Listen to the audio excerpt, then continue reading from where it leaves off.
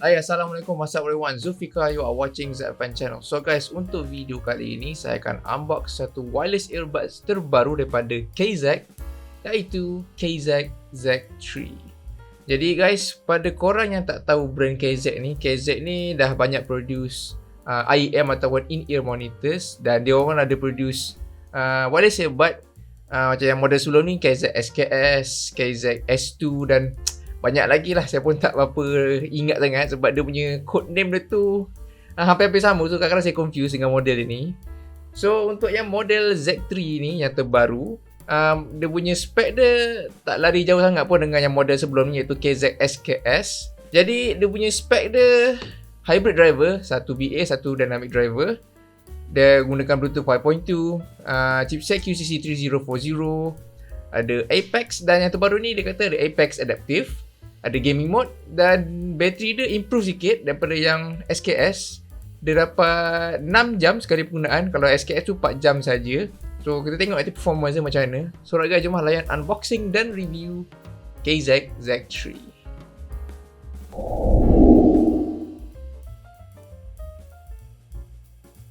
So okay guys, ini dah packaging untuk KZ Z3. So jadi apa yang specialnya KZ Z3 ni, dia menggunakan 4 unit hybrid. Tapi maksudnya dua total 4 lah, dua. So 2 hybrid, satu BA dan satu DD. Kalau tengok dekat belakang kotak ni, dia punya few specs dia. Okay, nampak sini tulis 1 DD, 1 BA on each side. Fit the outer auricle. So alright guys, kita unbox KZ Z3 ni. Dan ada satu lagi transparent plastik ni cover. So dia punya unboxing experience dia memang sama macam unboxing IEM dia, KZ ni IEM. So kalau kita tengok pun sizing dia memang macam ni, sama je. Cuma ialah sebab dia tidak US kan. Dan dia punya pembukaan pun ni pun ada plastik juga IEM ni. So basically unboxing experience sama macam korang beli KZ ni IEM. So ni dia punya charging case. So nampak tu dia punya, okay. So kita tengok ni kejap lagi. Kita tengok apa lagi dalam kotak. Type C cable. Kita akan dapat lagi extra ear tips. User guide. So mari kita tengok dia punya earbuds dia ni. Alright. First impression saya, dia ni macam ada iras macam Hello GT5 dia punya konsep dia macam ni. Dia apa cakap, bentuk dia macam ni. So finishing jenis matte finish. Tapi terasa ringan betul lah earbuds ni. Ini charging case ni. So bawah ni punya type C port, agak pelik. Agak unconventional. Usually ya charging case dekat belakang sini. Dan patutnya simetri lah macam ni. Tapi ni dia lah kat bawah. Tapi dia macam ni. So kita buka So dalam ni dia punya earbuds dia. Keluarkan earbuds dia. So agak lain pula dekat earbuds ni, dia menggunakan material jenis glossy finish. So jenis case berkapasiti 300 mAh. Kita lebih dekat sikit. So ini dia punya touch area dia, ada logo KZ kat situ. So tu dia punya LED indicator. So nampak berkelip-kelip warna apa ni, dia warna merah biru lah. Sekarang dia dalam pairing mode. So dekat belakang ni, tu dia punya charging pin, ada 3.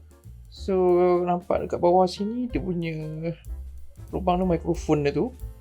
So kalau korang tengok dia punya design dia ni, ada macam ada bongkolan supaya dia fit dekat kita punya telinga. Dekat lekat betul-betul. Memang jenis ergonomic fit. Ngam-ngam. Di sini tulisan ni hybrid technology Z3 yang belah kiri L. So ni tips boleh cabut. Nampak tu dia punya grill dekat situ, kemas. So kalau korang perasan, dan agak sini dia, material dia ni nampak ada semi transparent di situ. Nampak dia punya DD dia tu, dynamic driver tu, nampak kat situ. Dia tak berapa jelas. So tips agak lembut juga. Kita tengok nanti macam mana feel dia. Charging case memang terasa ringan. So sekarang ni saya nak check berat dia. Try tengok. Satu earbuds ni seberat 6 gram saja. Total 11, lebih kurang 11. Dan charging case sekali 48 gram. Okay, standard lah. Tapi charging case memang agak terasa ringan dan agak rasa cheap pun ada juga. Rasa macam agak flimsy sikit punya charging case ni. Saya macam tak berapa kenal sangat material yang dia guna ni. Okay, saya baru perasan dekat tengah ni ada LED je kat charging case ni. So kalau kita cas, dia akan menyala je. So menunjukkan dia tengah cas charging case ni merah. Dan charging earbuds tu pun merah tu, tengah cas juga tu. So okay guys, sekarang ni saya nak connect kat saya punya smartphone. So earbuds ni tak ada feature open lid to pair. So basically kena keluarkan dulu. So dia akan berwarna macam ni, maksudnya dia tengah dalam pairing mode. So kita search aja Z3. So okay, dah connect. So phone saya ni memang tak support Apex Adaptive. Memang sedih sikit. Tapi earbuds ni dia support Apex Adaptive. So alright guys, setelah saya gunakan KZ Z3 ni, so yang pertama saya akan ulas dari segi design dan build quality. So first of all saya nak sentuh ialah dia punya earbuds je. So design dia ni memang tak ada beza pun, memang copy paste daripada yang model sebelum ni, KZ SKS, dan ada few model IEM yang lain. Bentuk dia memang lebih kurang sama saja. Dan apa yang saya suka untuk yang design dia ni ialah dia memang betul-betul ergonomic fit. Dia tak macam earbuds lain di mana dia punya design ergonomic fit dia tu kena snug and fit baru dapat that sweet spot. Tapi bezanya KZ-nya ni, KZ3 ni dan few model yang lain, dia terus pasang pakai, memang terus dapat that sweet spot. Sebab apa? Dia punya bentuk dia ni macam ada hook atas ni.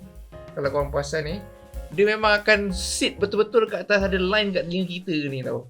So kita pakai tu memang macam fit like puzzle tau. Even earbuds yang mahal pun saya tak pernah rasa selesa macam ni. Itu dari segi earbuds je lah. Dan dia punya build quality pun memang sangat ok. Saya tak ada isu sangat pun. Memang saya berpuas hati dengan design earbuds ni. Tetapi dari segi charging case pula, apa yang saya tak puas hati dengan charging case ialah dia punya build quality dia sangat teruk. Kalau ni kosong macam kosong tau. Tapi saya tak kisah benda tu hollow dalam apa ni. Cuma saya tak berpuas hati dari segi material lah orang guna. Saya tekan ni, memang ada possibility akan pecah tau. Dan saya assure kalau benda ni jatuh kat lantai, korang terpijak apa, memang confirm pecah tau. Build quality dia memang sangat teruk. Kemungkinan KZ ada banyak nak fokus pada quality earbuds saja. Sebab punya quality earbuds ni saya memang sangat ok. Saya berpuas hati. Cuma je lah charging case ni sangat-sangat tak berkualiti. Mungkin diorang cut cost nak lebihkan pada earbuds tu kemungkinan lah, saya pun tak pasti. So teruskan dari segi microphone dia. So KZ dia tak ada mention yang earbuds ni support CVC 8.0 noise cancelling. So sebab saya dah buat microphone test, boleh tahan, not bad. Dia capture suara dengan cukup jelas juga. Dan saya boleh kata average lah. Average dia tak teruk sangat. Dia tak bagus sangat. Tapi korang boleh dengar microphone test dan korang nilai sendiri. Hello, testing 1 2 3, testing 1 2 3, cubaan mikrofon KZ Z3. Hello, testing 1 2 3, testing 1 2 3, testing 1 2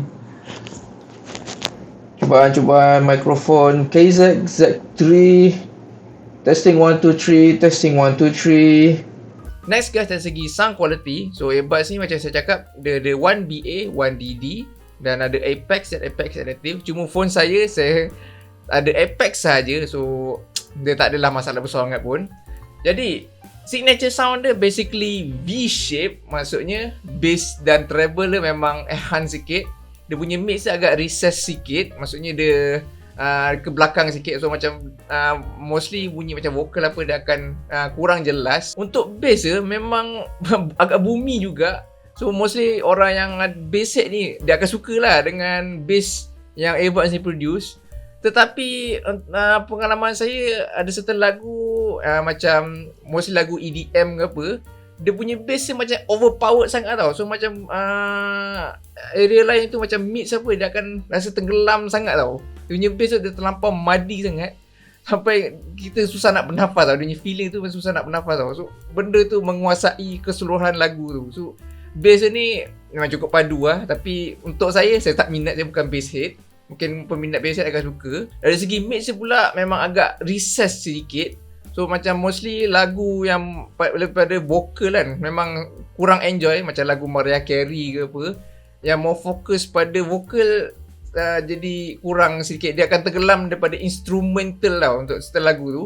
So macam Mariah Carey kadang lagu dia basic kadang lagu blues, macam jazz sikit kan. Dia instrumen dalam lagu tu akan menguasai keseluruhan. So vokal dia macam ke belakang sikit. Padahal lagu tu dia fokus pada vokal. Tapi sebabkan earbuds ni dia V-shape, dia ada instrumental yang menguasai keseluruhan lagu tu. Dari segi treble dia pula memang agak sparkling ke, dan kadang-kadang certain volume tu dia akan jadi harsh sikit.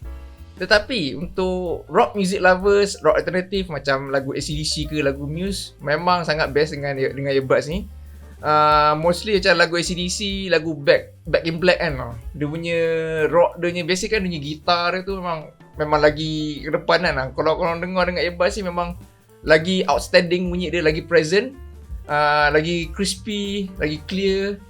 Dan bass dia pun naik sama juga sebab kan dia V-shape. So memang dengar lagu rock, alternative rock macam Muse, memang shock gila dengan earbuds ni. Cuma kelemahan dia, kalau korang up sikit volume dalam 80 ke 90% tu, memang jadi harsh sikit. Dari segi sound separation dia pula agak kurang sedikit sebab certain lagu yang macam busy track, AC/DC ke Back in Black tu agak busy track juga. Dan juga lagu EDM Z Clarity tu pun banyak benda bunyi yang berlaku dalam satu lagu tu. So kadang-kadang kita boleh tersesat tau, sebab kita susah nak determine tau. Dia tak ada sampai pasar malam, memang kau tak boleh determine langsung. Dia cuma dia terlampau crowded sangat tau. Dia sebabkan satu lagi bass agak muddy sikit.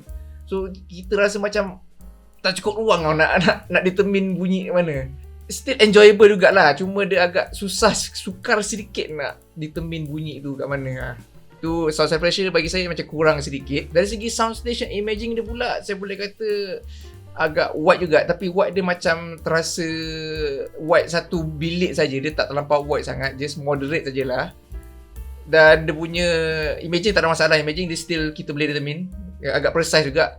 Cuma sound stage lah, sound stage tu dia tak sebesar mana pun, besar bilik sajalah. Seterusnya dari segi connection dan touch control. So earbuds ni dia tak ada open lid to pair. Korang kena cabut daripada charging case dulu baru boleh connect dengan kau punya device. Dan sepanjang penggunaan saya rasa saya tak ada masalah dari segi connection, dia memang sangat stable. Cuma biasalah kalau korang dah jauh sikit ada obstruction antara dinding apa, dia akan ada putus-putus sikit. Tu normal untuk wireless earbuds. Satu lagi, kalau korang buat main game, connection dia tu akan ada hit and miss. Benda ni sama berlaku dengan a few earbuds yang saya pernah review, iaitu Soundpad Sonic semua, Soundpad H1, Soundpad Sonic Pro. Chipset diorang semua sama, dan bila buat main game tu dia akan ada connection hit and miss tau. Di mana earbuds ni dia nak cuba bawa the best audio quality, tapi dia nak maintain low latency tau. So kat situ dia akan ada kacau sikit dekat dunia connection. Sebabkan audio quality tu dia akan menjadi berat tau. Dia akan buat benda yang berat, benda tu akan jadi tak stable. Sebab tu dia akan jadi putus-putus kat situ. Dari segi touch control dia pula, saya memang tak ada masalah pun. Sepanjang penggunaan saya memang tak struggle, sangat responsif. Cuma dia tak boleh control volume sajalah. Dari segi play pause, next song, previous song, angkat call semua boleh. Cuma volume saja tak boleh nak control. Dari segi latency dia pula, earbuds ni ada gaming mode. Dan dunia gaming mode punya latency dapat dalam 60 ke 80 millisecond. Memang sesuai untuk korang buat main game shooting macam COD mobile ke, PUBG mobile ke. Nak bawa kat PC pun boleh juga. Saya try main kat PC, memang tak ada masalah. Low latency, memang syok buat main game. Dari segi battery life pula, earbuds ni single use dapat dalam 6 jam. Tetapi ikut penggunaan saya try dengar straight dalam 80% volume, tapi tak sampai pun sebab earbuds ni volume dia agak kuat juga. Biasa dah 70-80%. Dan saya dapat dalam 5 jam lebih lah. Kira okay, not bad lah. Dia hampir-hampir dapat dengan apa yang dia state dalam spek dia. So battery life memang sangat improve dengan yang model sebelum ni. So alright guys, secara konklusinya, earbuds ni dengan harga RM150 ke RM180 bergantung pada seller di Shopee atau Lazada, memang agak berbaloi earbuds ni. Dia punya design memang sangat selesa. Dia punya sound quality pun memang okay for a V-shape. Pada diorang yang suka bass head, yang suka boom-boom. Dia punya treble pun yang agak sparkling ke, memang ini sesuai untuk korang. Dia punya battery life pun dah improve daripada yang SKS, KZ SKS. Dia punya latency pun kira bagus. Korang nak buat main game pun okay. Mikrofon dia pun average, okay, not bad. Kelemahan dia pula, charging case dia memang sangat low quality. Korang jatuh ke korang terpijak memang confirm pecah. dia punya bass kadang-kadang terlampau muddy sikit. Satu lagu tu dah akan rasa overpowered by bass. Dia punya connection for gaming, saya cakap tadi dia akan ada hit and miss sebabkan dia nak bawa best audio quality, dia nak maintain low latency tu, dia akan kacau sikit dia punya connection dia. Jadi guys, kalau korang berminat nak kat earbuds, saya akan sertakan link di description. So alright guys, that is all for this video. I hope you guys enjoyed it. If you guys like this video, please give a thumbs up and share this video. And if you guys haven't subscribed to my YouTube channel, please do so. That would be much appreciated. And I'll see you guys in the next video.